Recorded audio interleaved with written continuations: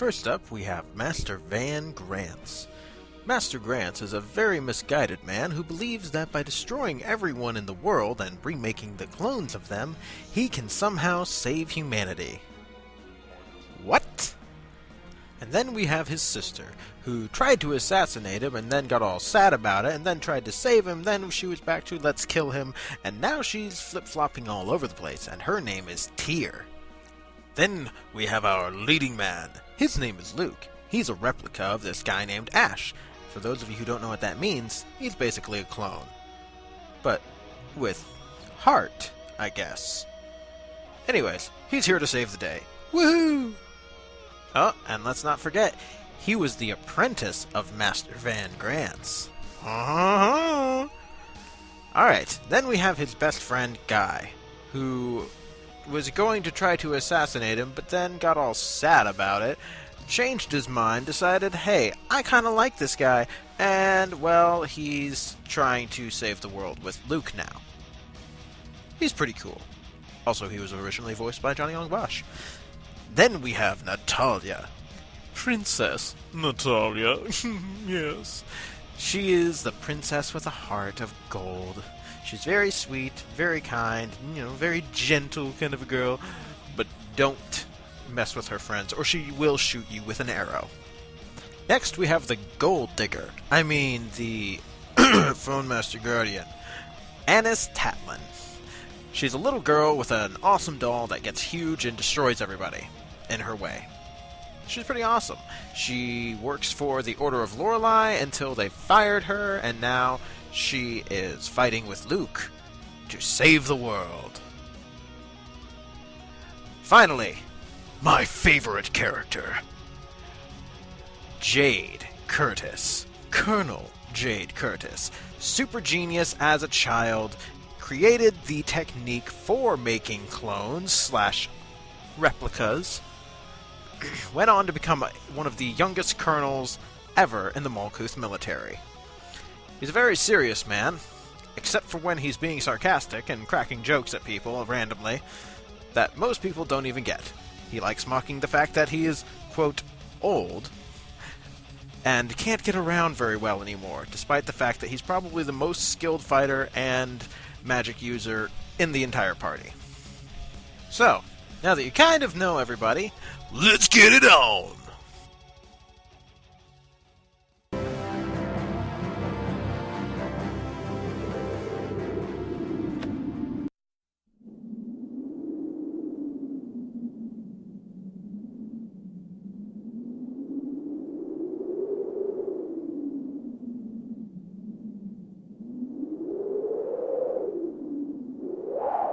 I'm impressed. I expected Ash. Ash is here too. He's inside me, lending me his strength. Second order hyper-resonance.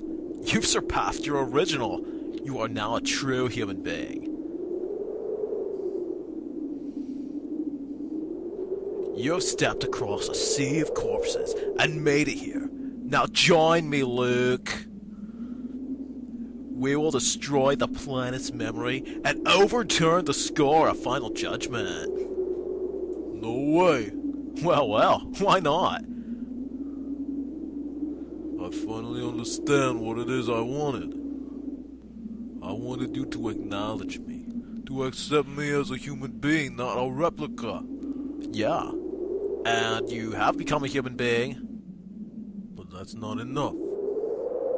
You said to me, can you not live unless you were born for some purpose? I'm not living for anyone else. There's no special meaning in living. When I sensed my own death, I wanted to live. I know now, that's all I needed. So, I don't need you anymore. It doesn't matter if you accept me or not. Here I am, alive!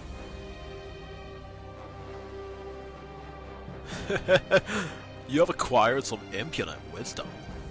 Havana, people can change, just like Lucas. Reconsider one more time. The planet's memory may exist, just as you say. But is it really absolute? Luke isn't a hero because it's written. He's a hero because he chooses to be. The planet of memory is one possible choice for the future, but only a people make the choice. That isn't absolute either. You might not be choosing, but rather being made to choose. If so, maybe you're being made to choose to destroy the planet's memory. If you say you've decided to erase the planet's memory of your own free will, then that itself is proof that the planet's memory isn't absolute. That's an empty argument. Only a scar represents the planet's memory I speak of. The destruction of mankind is written in it. The destruction of the planet's memory is not. So you will carry out that destruction with the originals, then create a replica world. That's no different than those who let Hard be destroyed. That's why Ash rejected you. Didn't you resent the destruction of Hard and despise those who caused it? I did. But I must do whatever it takes to destroy the absolute path of the planet's memory. It's strange to hear that from such a wise man. People and planets all eventually die. Regardless of whether the planet has a memory or not, that alone is guaranteed. Even if the absolute path you speak of exists, people have the right to choose their own path to destruction. Fitting words for a necromancer. Everything dies, it's merely a matter of time. But the planet's memory calls for it like too soon. I cannot accept perishing early the way you can. But you're trying to destroy the originals, even earlier than the planet's memory. You hate the score so much, you're shackled to it more than anyone else. Perhaps so. No.